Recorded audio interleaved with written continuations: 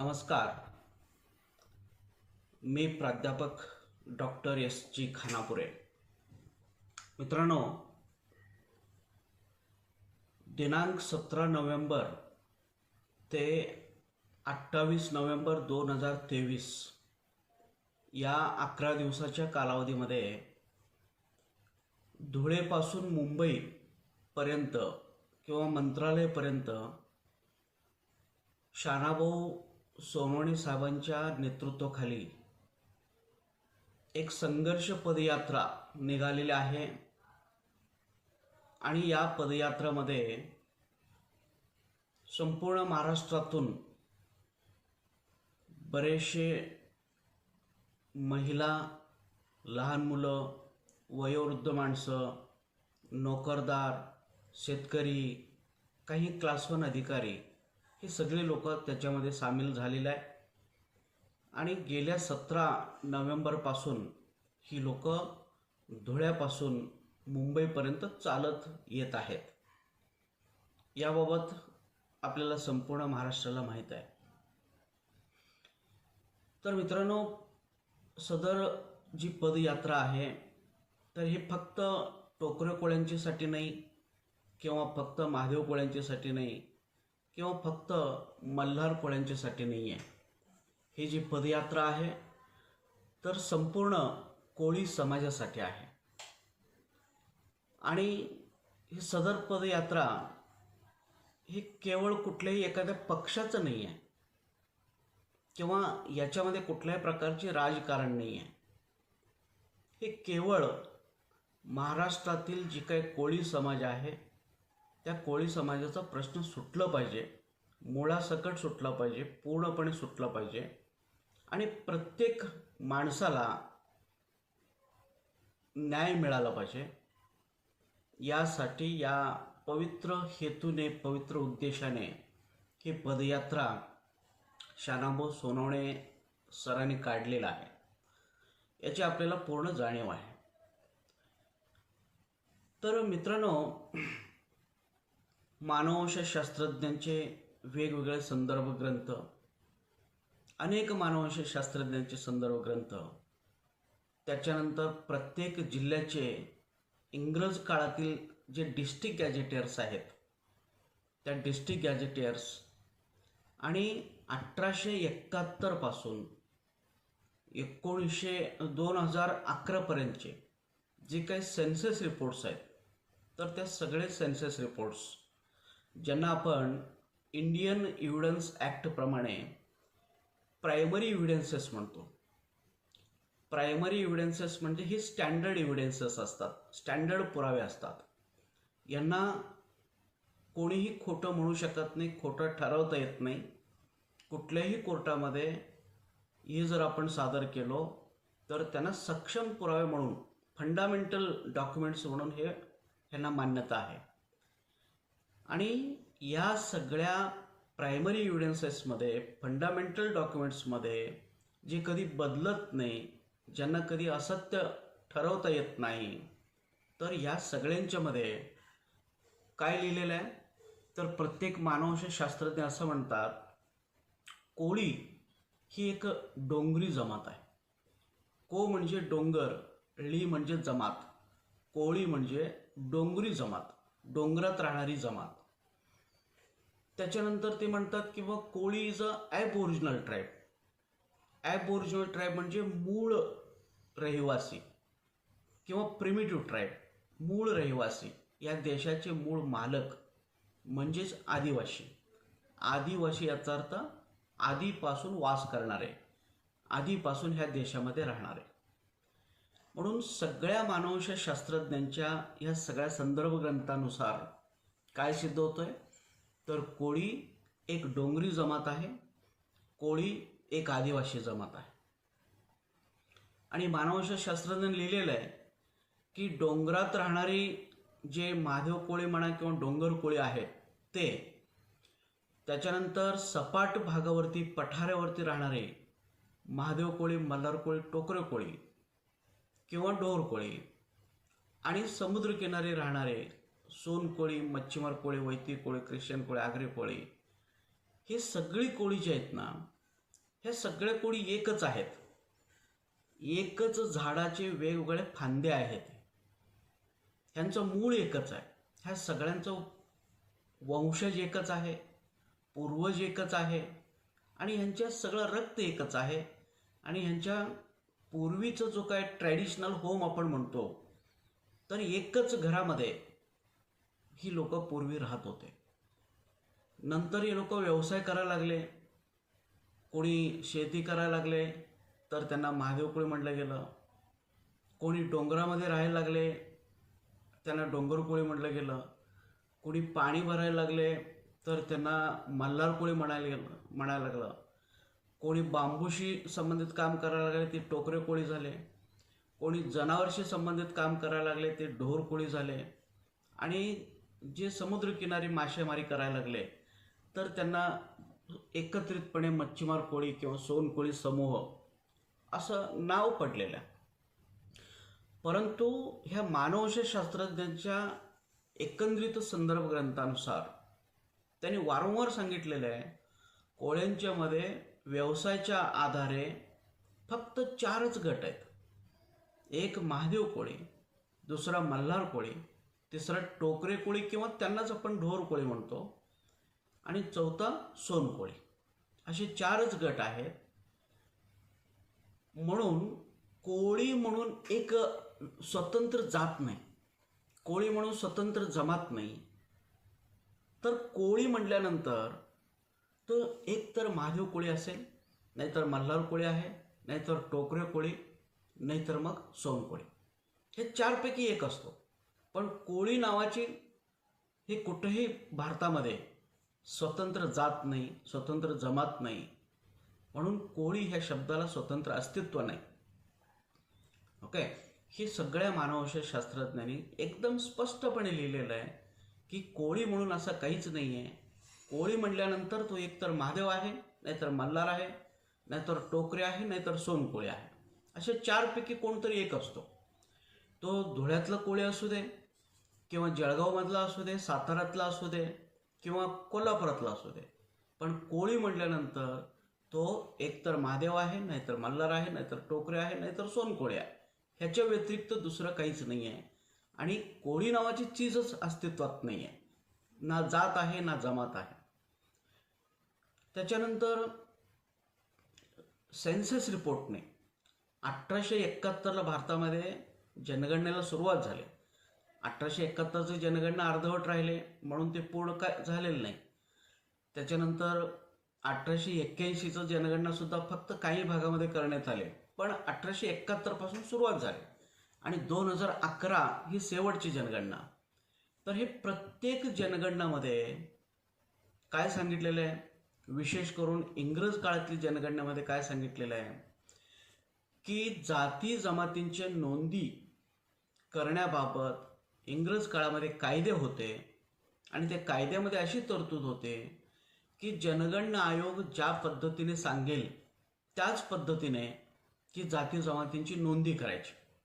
आणि त्या नोंदी तुमच्या जन्म मृत्यू रजिस्टरमध्ये करायचं आहे, त्या नोंदी शाळेच्या रजिस्टरमध्ये करायच्या आहेत, त्या नोंदी तुमच्या महसूलमधल्या सगळ्या डॉक्युमेंटमध्ये करायच्या आहेत, 7/12 उतारावरती करायचं आहे.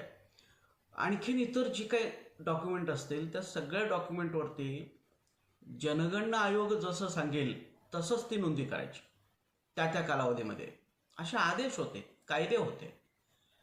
आणि आपण जर 1901 पासून जर 1941 पर्यंत म्हणा, 51 पर्यंत म्हणा, ह्या इंग्रज काळातली जर आपण आदेश बघितलो तर त्यांनी स्पष्टपणे म्हटलं होतं की बाबा कोळी जमातीमध्ये अनेक उपगट आहेत आणि त्या लोकांनाच माहीत नाही किंवा आपण कोणत्या कोळीमध्ये येतो.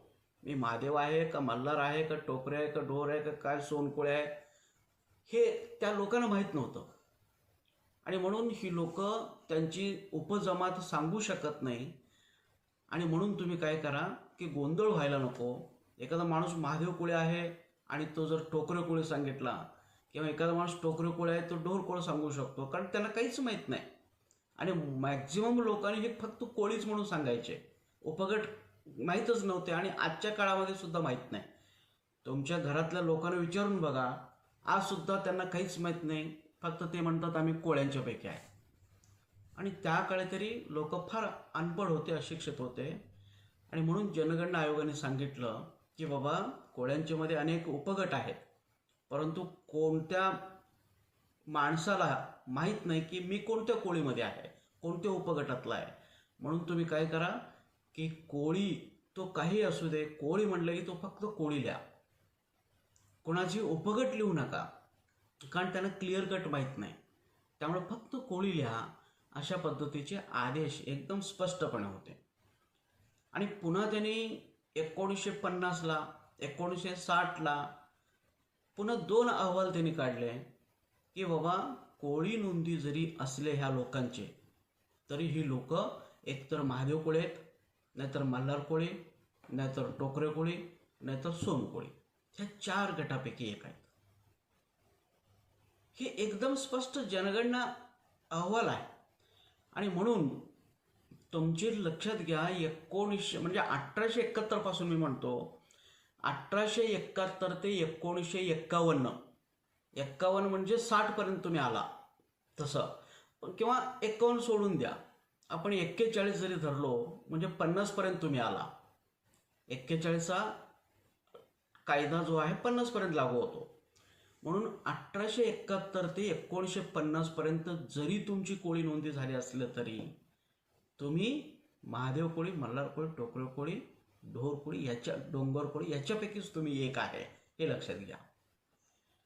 त्याच्यानंतर डिस्ट्रिक्ट गॅजेटरने, प्रत्येक जिल्ह्याचे डिस्ट्रिक्ट गॅजेटरने सांगितलेलं आहे, तुम्ही खानदेशातलं घ्या, तुम्ही पश्चिम महाराष्ट्रातलं घ्या, तुम्ही मराठवाड्यातलं घ्या, तुम्ही बेरारमधलं घ्या, तुम्ही कुठलंही गॅजेटरी जर तुम्ही घेतला, कोस्टल एरियातली घ्या, कुठलेही गॅजेटरी जर तुम्ही घेतला, तर त्यांनी काय म्हटलेलं आहे की इथं राहणारं जो कोळी आहे, तर हे कोळी अगदी पौराणिक काळापासूनच या जिल्ह्यामध्ये राहतो.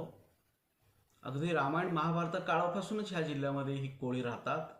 आणि ही कोळी एकतर महादेव कोळी आहेत, नाहीतर मल्हार कोळी आहेत, नाहीतर टोकरे कोळी आहेत. म्हणजे सगळीची सगळी कोळी ह्या अनुसूचित जमातीमधली कोळी आहेत.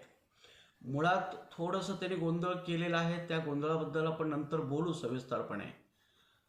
आणि मुळात शासनाला हे महादेव, मल्हार, टोकरे कोळ्यांना असं सेपरेट करायची गरज नव्हती, सोनकोळ्यांना सेपरेट करायची गरज नव्हती. थोडाफार त्यांनी केलेले गोंधळ, पण त्याच्यावरती आपण डिटेलमध्ये बोलू, तो कसा प्रॉब्लेम सुटेल सगळ्या कोळ्यांचं.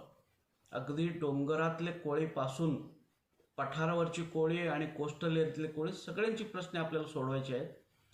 परंतु थोडासा क्रायटेरिया वेगळे आहेत आणि त्या क्रायटेरियाप्रमाणे येणाऱ्या काळामध्ये सगळ्यांचे प्रश्न तुम्हाला सुटलेले दिसतील.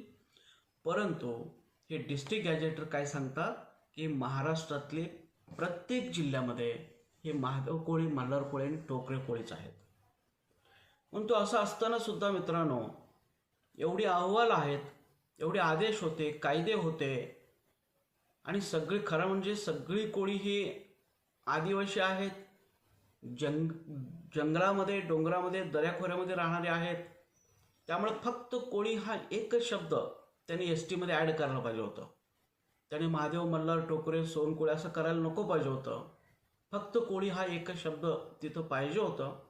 परंतु त्याच्यामागं खूप मोठं राजकारण आहे.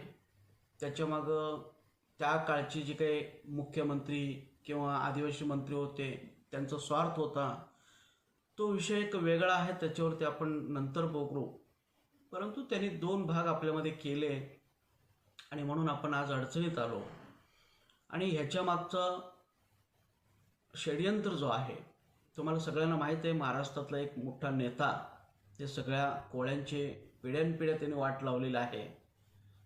तरीसुद्धा आपण त्याचं जय जयकार करतो, त्याचं उदो करतो, तो भाग वेगळा आहे.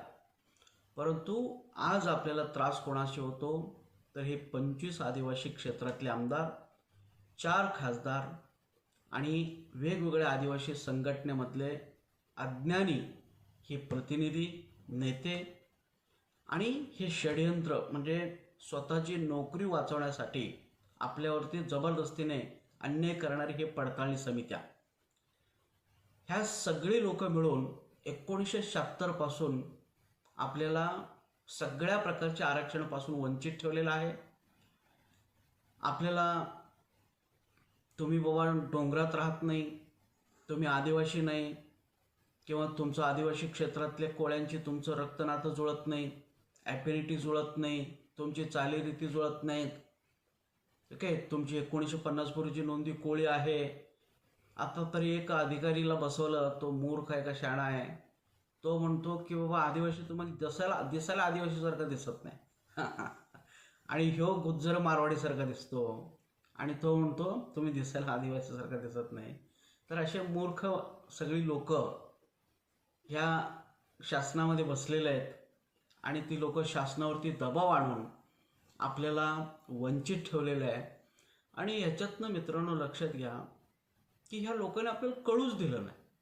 इतकं त्यांनी वातावरण तयार केलं की तुम्ही बोगस आहे, घुसखोर आहे, जातचोर आहे, गैर आदिवासी आहे, ओबीसीतली कोळी आहे, इतकं वातावरण त्यांनी जबरदस्त तयार केलं महाराष्ट्रभर. आणि नंतर आपल्यातलीच लोकांना वाटायला लागलं की खरोखरच आपण बोगस, घुसखोर, जातचोर आहे, आणि म्हणून आपण त्याची नाद सोडून दिलो. आपल्याला ही लोक कळूच दिलं नाही, आपलं खूप जंबलिंग केलं, आणि ह्याच्यातनं आपल्या 3 पिढ्या बर्बाद झाल्या. आपण खूप डिटेलमध्ये जाऊन अभ्यास केला नाही, आणि यातून 3 पिढ्या बर्बाद झाले, प्रचंड आपलं नुकसान झाला.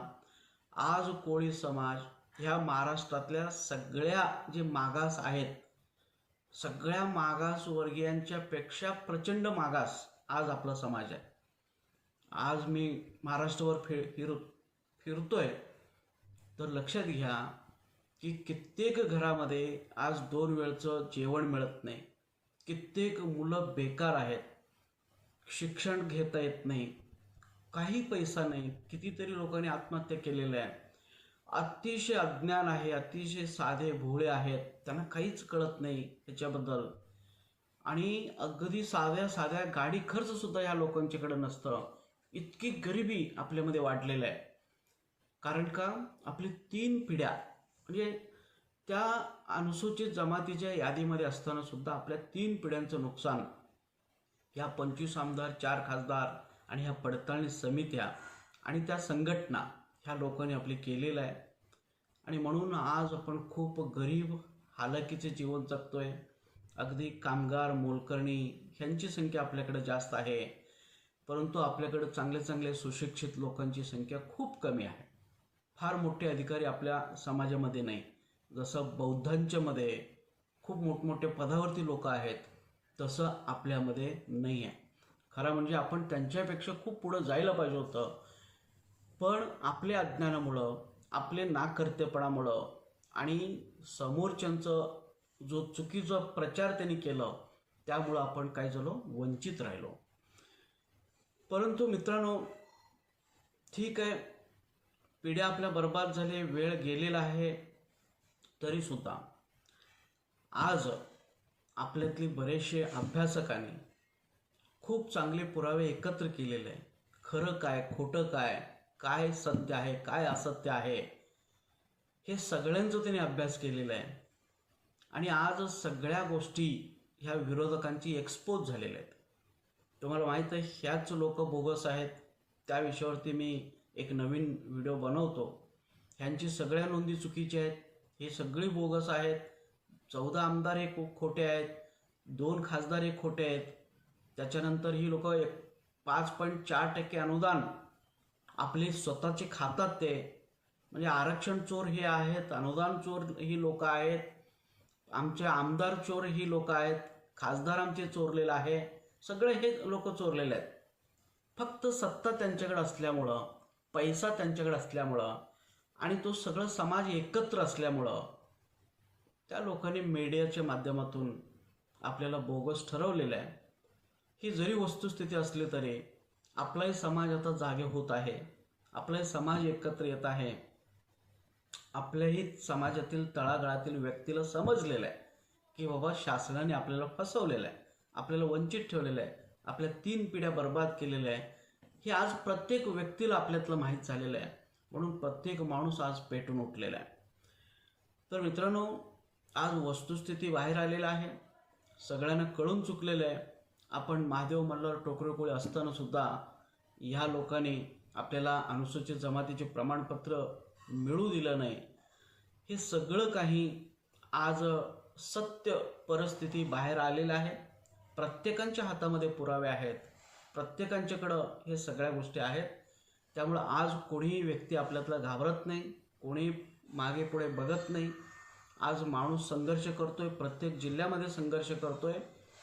आणि त्याचाच एक परिपाठ म्हणून की आज शानाभाऊ सोनवणेंच्या नेतृत्वाखाली एक संघर्ष यात्रा धुळेपासून मुंबईपर्यंत निघालेली आहे आणि उद्या 28 तारखेला मुंबईला ती पोचणार आहेत. तर मित्रांनो, यामध्ये प्रचंड संख्येने आपल्याला सामील व्हायचं आहे. या संघर्ष यात्रेला प्रचंड ताकद द्यायचं आहे, शासनावरती प्रचंड दबाव निर्माण करायचा आहे. आणि काय वाटेल ते झालं तरी यावेळी आपल्याला हे प्रश्न सोडवायचं, कोणत्याही परिस्थितीमध्ये सोडवायचं आहे. शासनाला जे पुरावे लागणार आहे ते सगळेचे सगळे पुरावे आपल्याकडे उपलब्ध आहे. कोणीही अधिकारी येऊ दे, कुठलेही पडताळणी समिती येऊ द्या आणि काय वाटेल ते त्यांनी पुरावे मागू द्या, तर सगळे पुरावे आज आपल्याकडे उपलब्ध आहेत. त्या पुराव्यांची तुम्ही बिलकुल काळजी करू नका. तुम्ही महादेव मल्हार टोकरे कोळी आहे हे कोणत्याही स्टेजवरती अगदी रात्री अपरात्री सुद्धा सिद्ध केलं जाईल. त्याची तुम्ही जरासुद्धा काळजी करू नका. फक्त संघर्ष करा, प्रत्येक जिल्ह्यामध्ये संघर्ष करा, उठाव करा. कोणत्याही परिस्थितीमध्ये आपल्याला येणाऱ्या 2-3 महिन्यामध्ये न्याय मिळालाच पाहिजे, या पद्धतीचे संपूर्ण जिल्ह्यामध्ये उठाव व्हायला पाहिजे. आणि लक्षात घ्या, जर 2024 जर ओलांडला आणि जर समजा त्याच्यामध्ये ह्या आज कुठले आमदार आणि खासदारकीची इलेक्शन होऊन गेले तर मात्र मित्रांनो तुम्हाला कोणीही विचारणार नाही, कोणीही ऐकणार नाही आणि सपसेलपणे हा सगळं संघर्ष माघार आपल्याला घ्यावा लागेल. कारण मार्ग शिल्लक राहणार नाही. त्याच्यानंतर तुम्हाला माघार घ्यावा लागेल आणि आपले पिढ्या, येणाऱ्या पिढ्या बर्बाद होतील, अत्यंत गरिबीचे हालाखीचे जीवन जगतील आणि त्याचा ठपका तुमच्यावरती बसणार आहे. तुम्ही नाकर्तेपणामुळे, तुम्ही खरा असताना सुद्धा अन्यायाच्या विरुद्ध लढलं नाही, याचा जो पाप आहे तर त्या पापाचा ठपका तुमच्यावरती बसणार आहे आणि येणाऱ्या पिढ्या तुम्हाला माफ करणार नाही. म्हणून मित्रांनो, की ठिकठिकाणी संघर्ष चालू आहे, सगळी एकत्र या. प्रत्येक गट तट पक्ष विसरा, कुठलेही राजकारण मध्ये आणू नका. एकत्र या, प्रचंड संघर्ष करा, ताकद निर्माण करा. आणि ह्यामध्ये शासनाला एक उपद्रवी, आपल्याला पूर्वी उपद्रवी जमात म्हणून ओळखले जात होते, हे आपल्या इतिहासामध्ये नोंद आहे. आपण इंग्रजांच्या काळी उपद्रवी होतो, त्याच्यानंतर प्रत्येक ठिकाणी आपण उपद्रवी म्हणून ठरलेलं आहे, बंड केलेला आहे. हा बंड करणारा समाज आहे, अन्यायाच्या विरुद्ध बंड करणारा समाज. म्हणून मित्रांनो, या आत्ता जे सध्या चालू आहे तर यामध्ये तुम्हाला बहुसंख्येने सहभाग व्हायचंच आहे. शासनाला आपली ताकद दाखवायचीच आहे. प्रत्येक जिल्ह्यातली माणसं याच्यामध्ये इन्व्हॉल्व्ह व्हायचं आहे. कुठंही कोळ्यांचं काही जरी चालू राहिलं तिथं आपण सगळे यायलाच पाहिजे. आणि ठिकठिकाणी आता सध्या प्रत्येक जिल्ह्यामध्ये, प्रत्येक तालुक्यामध्ये प्रत्येक कोळी हा पेटून उठणं गरजेचं आहे, संघर्ष करणं गरजेचं आहे. वेगवेगळ्या माध्यमातून तुम्ही करा. आपल्या जळगावकरांनी आमरण उपोषण केले, अत्यंत कौतुकास्पद त्यांनी काम केलेलं आहे. त्याच्यानंतर पंढरपूरमध्ये संघर्ष चालू आहे, मराठवाड्यामध्ये तरी सतत धगधगता आहेच, तिथं सतत काही ना काही संघर्ष चालू असतात. फक्त पश्चिम महाराष्ट्रामध्ये थोडंसं शांत आहे. तर प्रत्येक जिल्ह्यामध्ये हे व्हायला पाहिजे. तुम्ही जरासुद्धा स्वतःवरती डाऊट घेऊ नका. तुम्ही महादेव मल्हार टोकरे कोळीच आहे हे कोणत्याही स्टेजवरती मी प्रूव्ह करून दाखवतो. ते प्रूव्ह करणं हे माझ्याकडे सोडून द्या. पुरावे सादर करणे हे माझ्याकडे सोडून द्या. आणि कुठेही मीटिंग लागले वरच्या स्थळाला, तुम्ही तो सगळं मीटिंग हँडल करणं माझ्याकडे सोडून द्या. त्याची तुम्ही जरासुद्धा काळजी करू नका. फक्त शासनाचं लक्ष कसं खेचून घेता येईल, शासन आपल्याला ताबडतोब मीटिंगला कसं बोलवेल, कशा पद्धतीने शासन आपल्याकडं लक्ष केंद्रित होईल शासनाचं, ह्याच्यावरती तुम्ही जास्त भर द्या. आणि एकदा काही व्यवस्थितपणे मीटिंग झाली, मीटिंग यापूर्वी झालेलं आहे पण अर्धवट झालेलं आहे, त्याच्यामध्ये पूर्ण प्रेझेंटेशन करता आलं नाही, कुठं 10 मिनटं कुठं 15 मिनटं असे मीटिंग झालेलं आहे, त्याच्यातनं काहीच होत नाही. आपल्याला सगळ्या पडताळणी समित्यातले अधिकारी, आदिवासी आयुक्त, आदिवासी सचिव, आदिवासी मंत्री आणि जमलं तर सगळे आदिवासी आमदार, आदिवासी खासदार आणि सगळे आदिवासी संघटनेतले जे काही प्रतिनिधी आहेत हे सगळे आपल्या समोर बसायला पाहिजे. आणि तिथं आपली मीटिंग व्हायला पाहिजे. कमीत कमी 4-5 तासांचं मीटिंग व्हायला पाहिजे. मगच त्या लोकांच्या लक्षात येईल की बाबा काय खरं आणि काय खोटं आहे. पण असं 10-15 मिनिटाची मीटिंग उगीच काहीतरी करायचं म्हणून ते जर होत असेल तर त्याच्यातनं आपला प्रश्न सुटत नाही. म्हणून खूप मोठा संघर्ष करा. फक्त मीटिंग लावण्यासाठी तुम्ही संघर्ष करा. प्रश्न कसे सोडवायचं ते आपण नंतर बघू. तर आपले मित्रांनो, मागण्या काय आहेत? एकदम साध्या सोप्या मागण्या आहेत आपले, की कोळी नोंदी ही कायद्याने झालेले कोळी नोंदी असले तरी आम्ही महादेव मल्हार टोकरे कोळीच आहे. आणि प्रत्येक जिल्ह्यामध्ये जी कोळी आहे ही सगळी महादेव आणि मल्हार किंवा टोकरे कोळीपैकीच आहे. आणि म्हणून मित्रांनो, कोळी नोंदीवरती आम्हाला सुलभपणे विनाअट, जसं तुम्ही कुठं आदिवासी क्षेत्रामध्ये कोळी नोंदीवरती देता, ते सुद्धा आपले बांधवच आहेत, परंतु त्या लोकांना तुम्ही आदिवासी क्षेत्रामध्ये कोळी नोंदीवरती विनाअट सुलभपणे रातोरात्र कास्ट सर्टिफिकेट आणि व्हॅलिडिटी देता. त्याच पद्धतीने आदिवासी क्षेत्राबाहेर सुद्धा आपल्याला कोळी नोंदीवरती दिला पाहिजे. लक्षात घ्या, आदिवासी क्षेत्र किंवा TSP आणि OTSP हे काय प्रकार आहे? TSP म्हणजे काहीच नाही. TSP म्हणजे ज्या गावामध्ये 40% पेक्षा जास्त कोळी समाज राहतो त्याला TSP म्हणायचं, आदिवासी क्षेत्र म्हणायचं. आणि 39% जिथं राहतो किंवा 40% पेक्षा जिथं कमी आहे, अगदी 10%, 5% किंवा 15%, 39% लक्षात घ्या, तर त्याला त्यांनी OTSP म्हणलेलं आहे, बिगर आदिवासी क्षेत्र. त्यामुळं आदिवासी क्षेत्र म्हणजे फार असं वेगळं काहीतरी आहे आणि बिगर आदिवासी क्षेत्र फार वेगळं असं आहे असं काहीच नाही आहे. आदिवासी क्षेत्र म्हणजे तिथं लोकसंख्या जास्त आहे, परंतु ते पण महादेव कोळीचं आहे, ते पण मल्हार कोळीचं आहे, ते पण टोकरे कोळीचं आहेत आणि आपण पण महादेव मल्हार टोकरे कोळीचं आहे. फक्त ती लोक कॉन्सन्ट्रेटेड एरियामध्ये राहतात, एकत्रित राहतात आणि आपण पसरलेलं आहे, एवढंच फरक आहे. त्यामुळं आदिवासी ह्या शब्दामुळं जड वाटायला नको, आदिवासी क्षेत्रामुळं तुम्हाला भीती वाटायला नको. हे सगळे कोळी एकच आहेत, लक्षात ठेवा. फक्त ती एकत्र राहतात म्हणून शासनाने त्यांना नाव दिलं आदिवासी क्षेत्र. आणि आपण डिस्पर्स्ड आहे, पसरलेला आहे, आणि म्हणून आदिवासी क्षेत्राच्या बाहेरील आम्ही लोक, एवढंच फरक आहे. त्याच्यामध्ये काही असं फार मोठं हे नाही आहे. त्यामुळं आपण काय म्हणतो, पहिली मागणी आपली काय आहे? कोळी नोंदी कायद्याने झालेले कोळी नोंदी असले तरी आम्ही महादेव मल्हार टोकरे कोळीच आहे. त्यामुळे कोळी नोंदीवरती संपूर्ण महाराष्ट्रामध्ये STचे प्रमाणपत्र मिळालं पाहिजे. मी तर म्हणेन महादेव कोळी, मल्हार कोळी, टोकरे कोळी हा शब्दच नको इथून पुढं. फक्त कोळी आहे ना, कोणी असू दे Koli. Koli itself is a aboriginal tribe, Koli itself is a hill tribe. त्यामुळे कोळी हे स्वतः आदिवासी आहे, कोळी हे स्वतः डोंगरी आहे. त्यामुळे तुम्ही पुन्हा महादेव मल्हार टोकरे सोनकोळी असं डिस्टिंग्विश करू नका. आम्ही कोळी सगळे एकच आहे. फक्त कोळी असलं तरी तुम्ही STचे प्रमाणपत्र द्या आणि त्याचे तुम्हाला सगळे पुरावे दिले जातील. फक्त कोळी हा एकच शब्द STमध्ये हिल ट्राईब कसा आहे, ॲबोरिजिनल ट्राईब कसा आहे, ह्याचे सगळे तुम्हाला पुरावे दिले जातील. म्हणून आम्ही तर सरळ म्हणतो, तुम्ही महादेव कोळी, मल्हार कोळी, टोकरे कोळी, सोनकोळी हा शब्दच तुम्ही वापरू नका. हे सगळं बंद करा. फक्त कोळी हा एकच शब्द आमच्यासाठी वापरा आणि ते कोळी एकच शब्द तुम्ही कुठं ठेवा, तर त्या एस टीच्या लिस्टमध्ये ठेवा.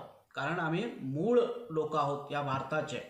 ह्या भारतामध्ये ज्यांनी रामायण लिहिलं ते वाल्मिक ऋषी आमचे आहेत, ज्यांनी महाभारत लिहिलं ते व्यास ऋषी आमचे आहेत, आणि ज्यांनी ह्या पृथ्वीवरती शांतीचा संदेश दिलं ते गौतम बुद्ध आमचे आहेत. आणि म्हणून लक्षात घ्या, आपण ह्या देशाचे मूळ लोक आहोत. मूळ आहे, मालक आहे. आणि जे मूळ रहिवासी आहेत त्यांनाच आदिवासी म्हणलं जातो. म्हणून आपण आधीपासून, सुरुवातीपासून आपण राहतो. आणि म्हणून लक्षात घ्या, फक्त कोळी हा एकच शब्द तुम्ही वापरा आणि त्याला शेड्यूल ट्राईबचे काय करा, दर्जा द्या किंवा शेड्यूल ट्राईबच्या लिस्टमध्ये सामील करा. ही आपली मागणी इथून पुढे असायला पाहिजे. महादेव मल्हार टोकरे कोळी हा नकोच आहे आपल्याला, फक्त कोळी याच्यावरती तुम्ही द्या. त्याच्यानंतर आत्तापर्यंत तुम्ही जे इन्व्हॅलिड केलेलं आहे, कारण नसताना इन्व्हॅलिड केलेलं आहे, चुकीच्या पद्धतीने इन्व्हॅलिड केलेले आहे, पूर्वग्रह दूषित विचाराने इन्व्हॅलिड केलेलं आहे, पडताळणी समित्या त्या 25 आमदारांच्या दबावाखाली इन्व्हॅलिड केलेलं आहे. त्यामुळे हे सगळे इन्व्हॅलिड केलेले महाराष्ट्रातले सगळेचे सगळे अवैध प्रमाणपत्र रद्द करा आणि त्या सगळ्यांना ताबडतोब व्हॅलिडिटी प्रमाणपत्र द्या. ही आपली दुसरी मागणी आहे. त्यानंतर कारण नसताना ह्या सगळ्या लोकांना तुम्ही SVCची प्रमाणपत्र दिलेले आहे, STचे असताना सुद्धा. त्यामुळे हे सगळे SVCचे प्रमाणपत्र रद्द करा, तत्काळ रद्द करा आणि त्या सगळ्यांना STचे प्रमाणपत्र द्या. ही आपली तिसरी मागणी आहे.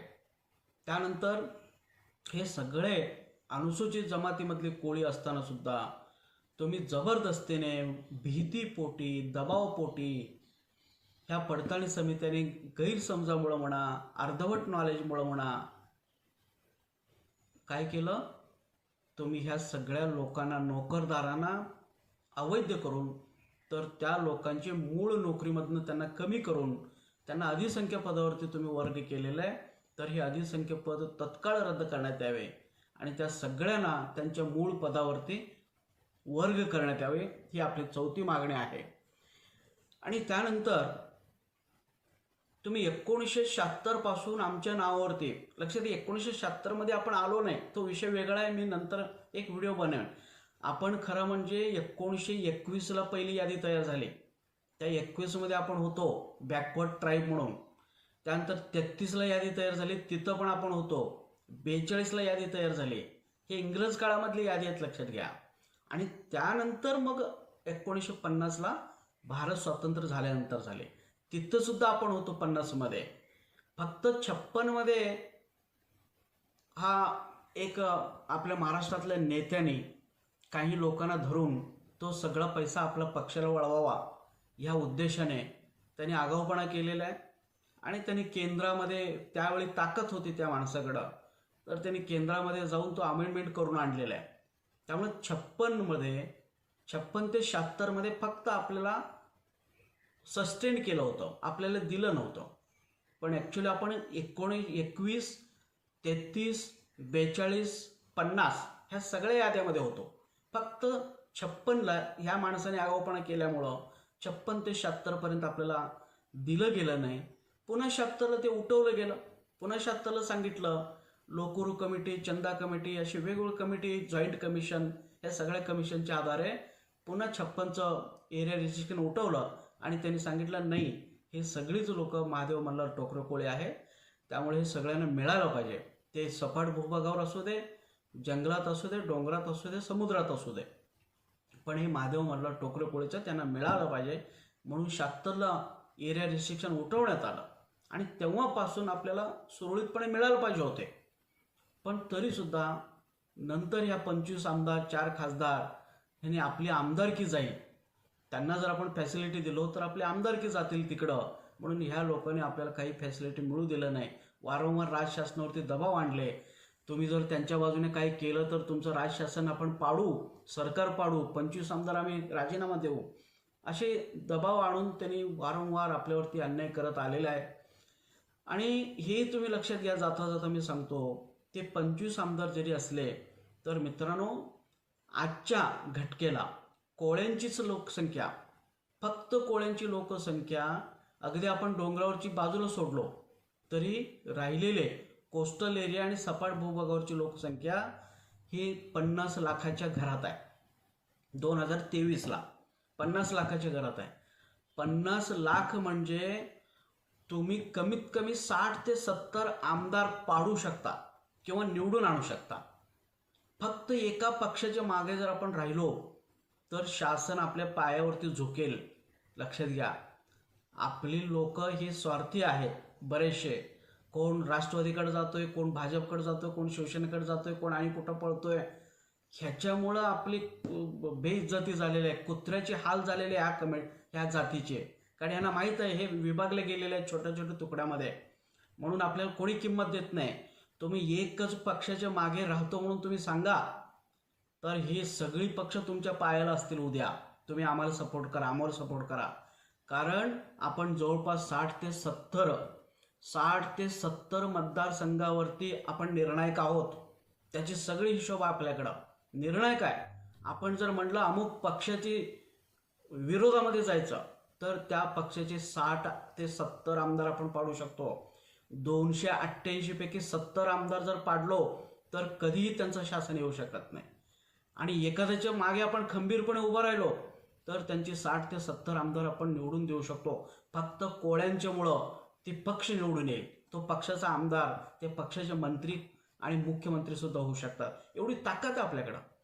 समजा बाकीच्या लोकांनी जरी 33 मधले बाकीच्यांनी जरी आपल्याला सपोर्ट नाही दिला तरी फक्त कोळ्यांच्या मध्ये एवढी ताकद आहे तर ते 25 तरी सोडूनच द्या, तर आपण 60 ते 70 आणू पण शकतो, पाडू पण शकतो.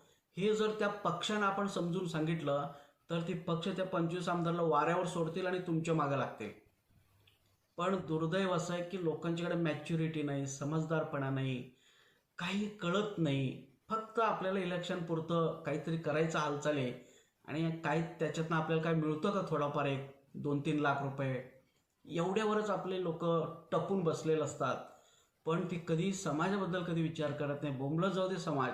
बघा, आज आपले लोक ज्या पक्षाने आपली वाट लावलेले आहे त्या पक्षाच्या मागे खंबीरपणे आपले लोक उभे आहेत. म्हणजे तुम्ही वाट लावा, आमचं काय असू दे, पण मला काहीतरी टाका, तुकडे टाका, मी सगळं आमच्या लोकांनी घेऊन येतो तुमच्या मागं, अशी म्हणणाऱ्यांची संख्या आपल्या ह्या समाजामध्ये जास्त आहे.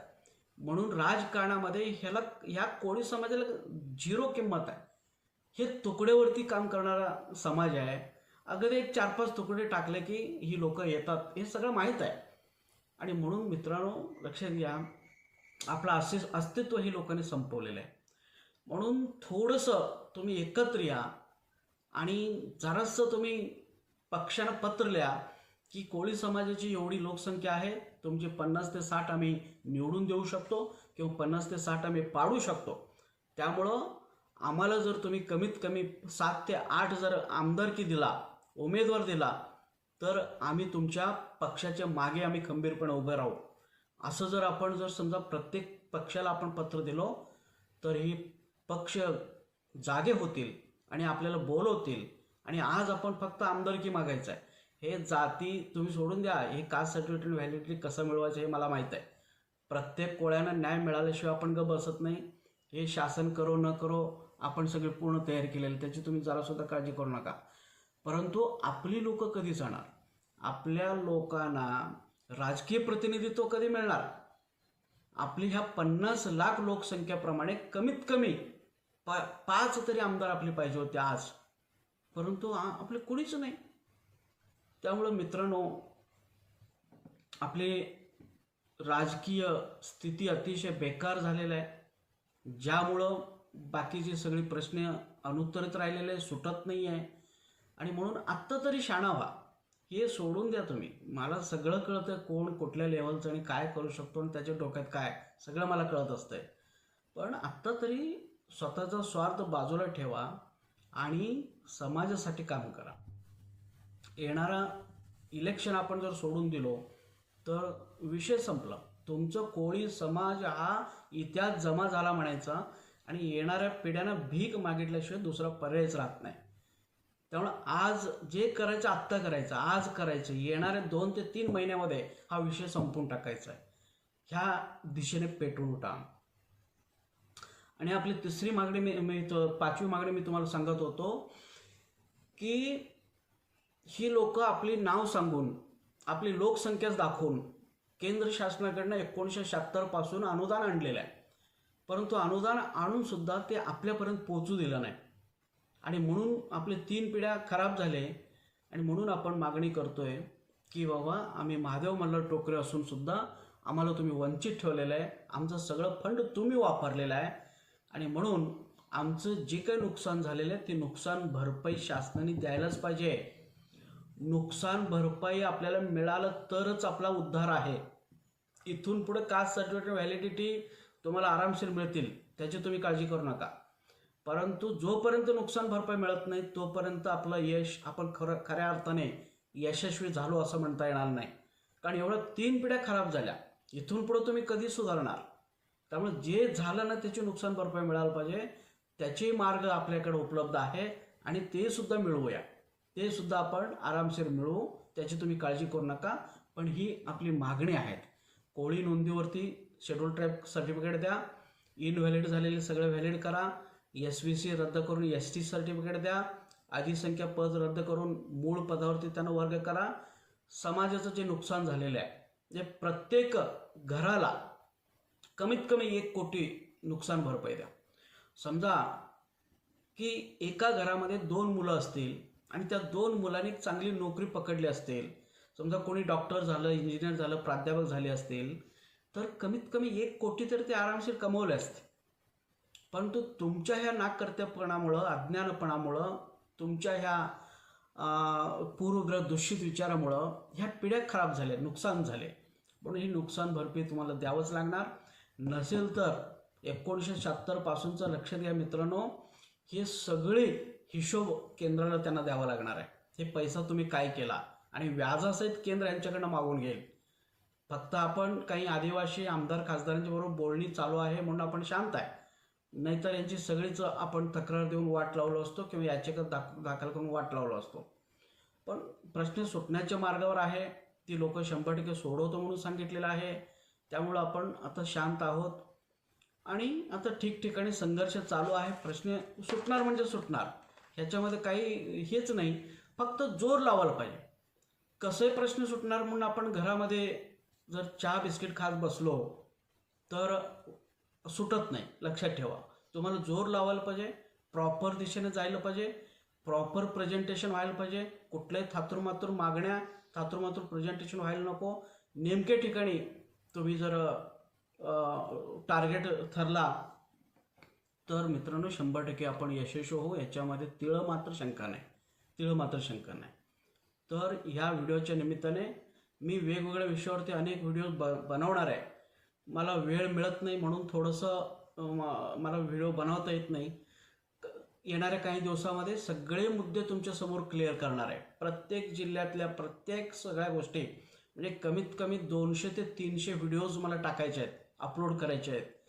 पण थोडं पुढच्या महिन्यामध्ये मला वेळ मिळेल आणि पुढच्या महिन्यापासून आपण ते सुरू करू पुन्हा एकदा लेख मालिका, व्हिडिओ मालिका. तर आत्ता सध्या मुंबईमध्ये शानाभाऊ सोनवणेंच्या नेतृत्वाखाली जी काय पदयात्रा, संघर्ष पदयात्रा चालू आहे, तर त्याच्यामध्ये संपूर्ण महाराष्ट्रातलं बहुसंख्य लोक एकत्र या. आणि असं एकच असं पदयात्रा नाही, आता असे अनेक ठिकाणी अनेक यात्रा व्हायलाच पाहिजे आणि जिथं काय असेल तिथं आपण सामील व्हायलाच पाहिजे.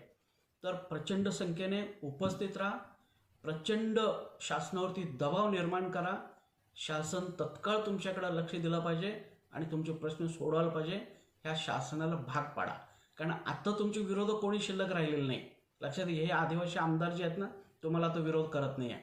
त्यांना माहीत आहे तुम्हाला विरोध करायचं म्हणजे त्यांना स्वतःला विरोध करायचा आहे. तुम्हाला विरोध करून ते 14 आमदारांना राजीनामा द्यावा लागणार आहे, त्यांना सगळं माहीत आहे. तुम्हाला विरोध केला तर 5.4% अनुदान बंद होणार, हे त्यांना सगळं माहीत आहे. त्यामुळे विरोध करत नाही आणि प्रश्न सुटायला पण सोपा आहे. कारण का, राज्य शासनाला त्याच्या तिजोरीवरती काहीच भर पडत नाही. त्यांना काय नव्याने आपल्याला ॲड करायचं नाही, ऑलरेडी आपण आहे आणि ऑलरेडी आमच्या नावे फंड येतोय. त्यामुळं बाबा तुम्हाला नव्याने काहीतरी द्यायचं आहे आणि आमच्या तिजोरीवरती भर पडतोय असं कोणाला म्हणायचे कारण नाही. ऑलरेडी तुम्ही 1976 पासून आणता. फक्त काय झालं की आमचं पण ते TSP मधले लोक खातात, ते आहेत 3.9% लोक आणि ते आमचं 5.4% मिळून 9.35% सगळं तेच खातात.